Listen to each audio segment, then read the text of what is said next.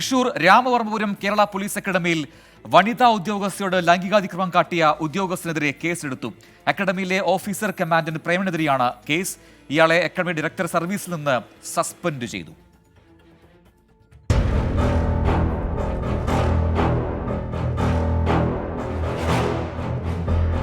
വനിതാ ഉദ്യോഗസ്ഥയുടെ പരാതിയിൽ ആഭ്യന്തര അന്വേഷണ സമിതി നടത്തിയ അന്വേഷണ റിപ്പോർട്ടിന്റെ അടിസ്ഥാനത്തിലാണ് നടപടി.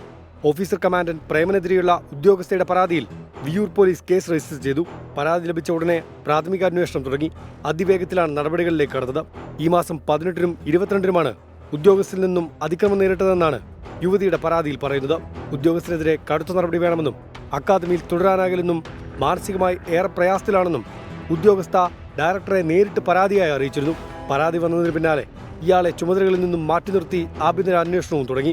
യുവതിയുടെ പരാതി ശരിവെച്ച ആഭ്യന്തര അന്വേഷണ സമിതി കഴിഞ്ഞ ദിവസം റിപ്പോർട്ട് സമർപ്പിച്ചു. പോലീസ് അന്വേഷണത്തിന് സമിതി ശുപാർശയും ചെയ്തിരുന്നു. 24 തൃശൂർ.